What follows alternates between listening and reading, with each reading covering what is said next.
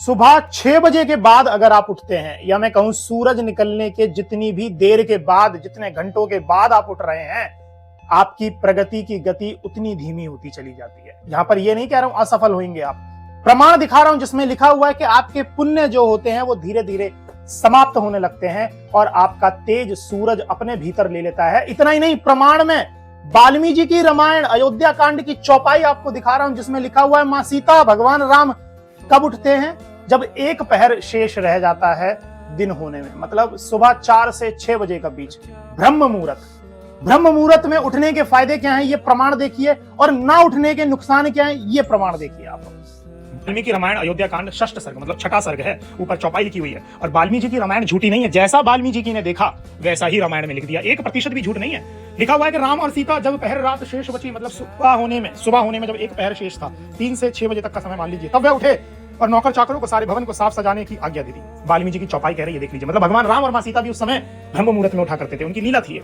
और नीचे भी लिखा हुआ है ब्रह्म मुहूर्त की महिमा अब यहां से शुरू हो रही है कि रात्रि के पश्चिमत भाव चौथे पहर का नाम ब्रह्म मुहूर्त है। शास्त्रकारों ने इसी समय को अमृत वेला, देव वेला भी कहा है। यह ब्रह्म का अर्थात देव देवत्र, देवों के देव महादेव, इनका मुख्य निज नाम ओम है, उसको स्मरण करने का सर्वश्रेष्ठ समय जो है वो ब्रह्म मुहूर्त है।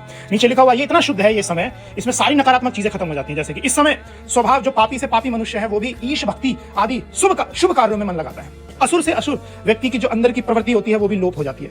राक्षस भी देवता बनने की प्रवृत्ति में जागृत हो जाते हैं। नवजात शिशु जिसका अभी जन्म हुआ है वो 4 बजे उठ के सुबह रोने लगता है। नवजात बालक भी स्वयं प्रातः उठकर हमें यह शिक्षा देता है कि यह प्रभु का पवित्र समय प्रमाद में पड़कर सोने का नहीं है। और भी नीचे लिखा हुआ जो प्रतिदिन श्रद्धा से ईश्वर को व्यागेगा किस समय? ब्रह्म मुहूर्त में, वह देव मार्ग का पथिक बनकर मोक्ष पद को पाएगा। क्योंकि ब्रह्म मुहूर्त का समय इतना अच्छा होता है, वह समय यम नियमों की स्वयं सिद्धि होती है। यम नियम बोले तो सत्य, अहिंसा, ब्रह्मचर्य, राइट। चोर भी अपनी चोरी से निवृत्त हो जाते हैं, इतना शुद्ध है, और अपने स्थानों पर चले जाते हैं। कामी पुरुष भी रात्रि में बहुत देर से सोते हैं, इसलिए वो भी उस समय सोते ही रहते हैं, उनका भी कोई डर नहीं है। ठीक है, तो इतना शुद्ध समय है। और अहिंसा, सत्य, असत्य, ब्रह्मचर्य आदि यम नियमों का स्वयं वातावरण होने से यह योगाभ्यास ईश्वर भक्ति का सर्वोत्तम समय है।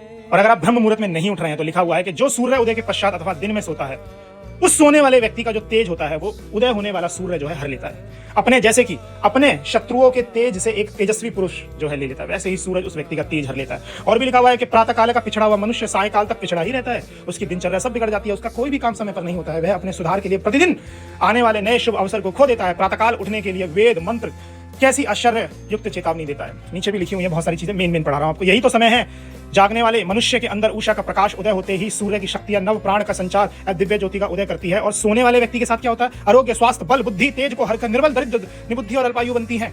और भी लिखा हुआ ब्रह्म मुहूर्त में सोना सारे पुण्य अथवा शुभ कार्य को नाश कर देता है। अब आप कहेंगे कि जो लोग रात में काम करते हैं वो क्या करें? तो फिर वो शाम की जो संध्या वेला होती है उसमें पूजा पाठ करें, उसका भी उतना ही महत्व है। अब देखिए, कुतर्क के उत्तर नहीं होते। अब बहुत से लोग आप देखें कमेंट सेक्शन में कहेंगे कि अभिनेता तो रात भर जगते हैं, पार्टी करते हैं, फिर भी वो सफल है। तो उस कुतर्क की आड़ में आप बचना चाह रहे हैं सुबह उठने से, आप कामी पुरुष हैं, मान लीजिए मेरी इस बात को। सुबह उठना शुरू करिए भाई साहब। और रामायण में भरत जी मां कौशल्या से कह रहे हैं कि भगवान राम को वनवास भिजवाने में अगर मेरा क्षणिक भर भी हाथ हो मां, तो मुझे वही अपराध लगे जो सूरज के उगने के पश्चात उठने वाले मानव को लगता है। तो पाप आपको लग रहा है, आप विश्वास मानिए, सुबह उठना शुरू करिए, दौड़ना शुरू करिए, आपके जीवन में वो बदलाव आएंगे जिसका आपको इंतजार है।